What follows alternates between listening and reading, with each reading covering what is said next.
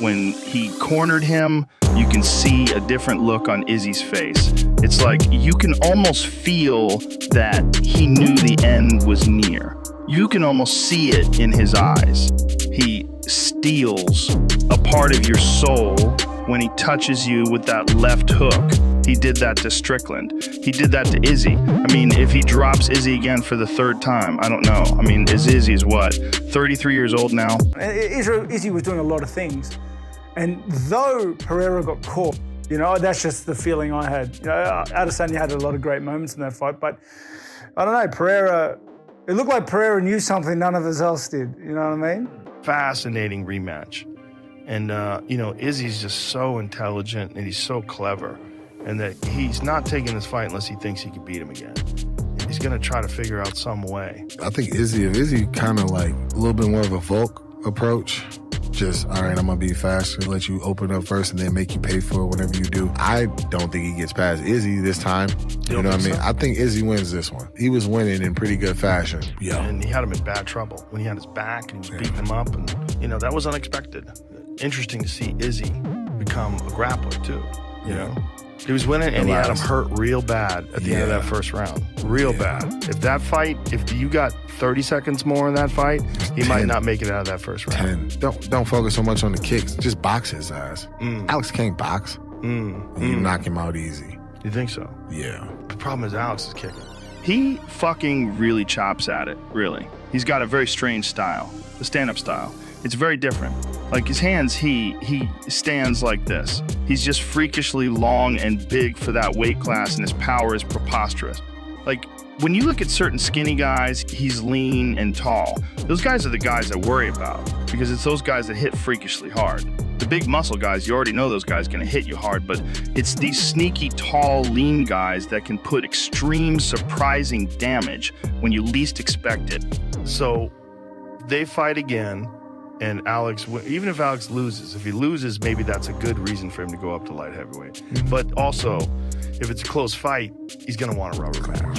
He beat Izzy for the title in the 5th round. I want to see who makes the adjustments.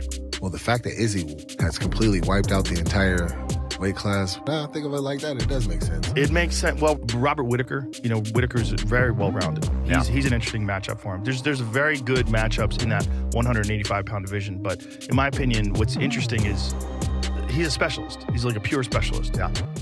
Pereira is a better matchup for me than Israel, just because of the way he stands and the way he likes to push forward, the way he likes to fight, I feel gives me a better edge. But in saying that, did you see the size of the fella?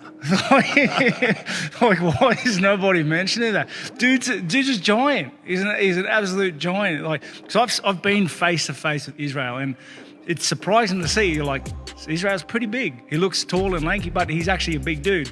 And then you see Pereira up against him, and just his facial features are bigger. His feet and hands and forearms are massive. I'm just thinking, like, who let this guy in? But still, I think I can take him.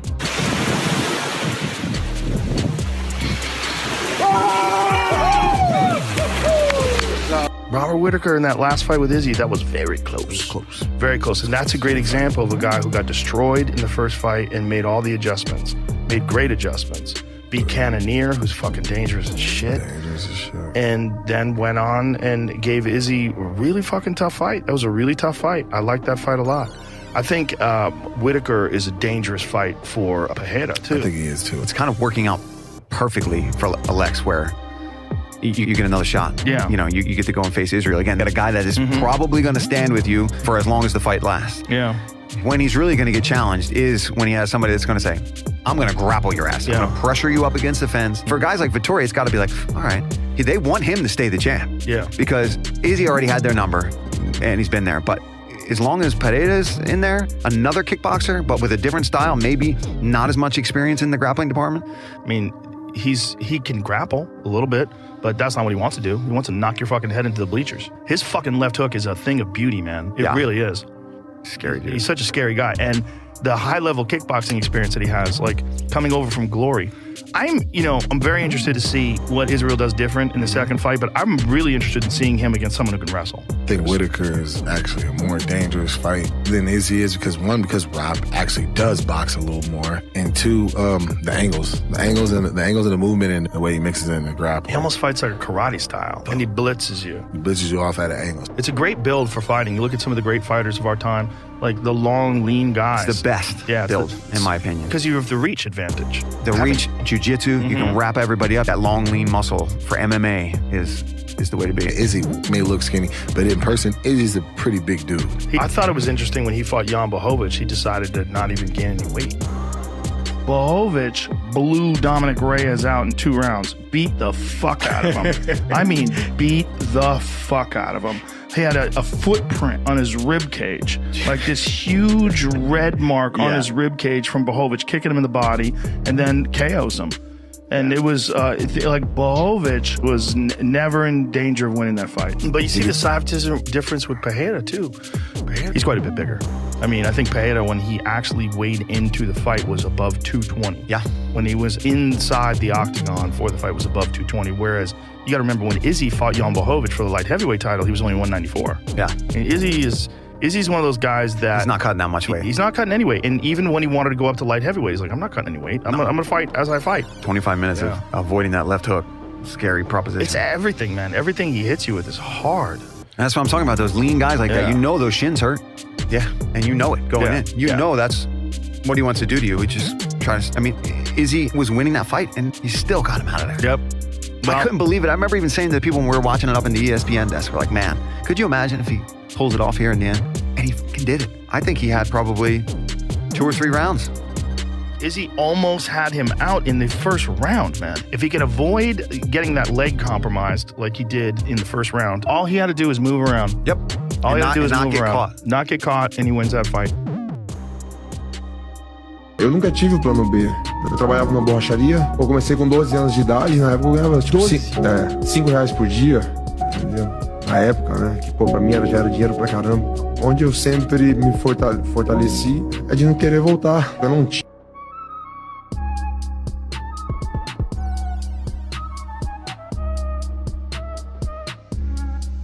Stand there, just don't move anymore, let him gas out. So I was waiting for him to take big shots, so I put my head down like this.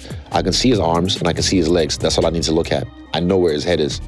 Well, I just needed like, okay, there's his arms, so I'm just there like moving. But to the referee, after 2 big shots, and then I wobble, and I'm standing there looking like that, he's gonna be like, oh shit, nah, and he's being safe. So when he jumped in, I'm like, I'm fine. I was like, oh, fuck. I literally was just disappointed. I was like, I'm fine. I was just waiting for him to gas out so I can do my work. I was gonna take him down and then beat him up again.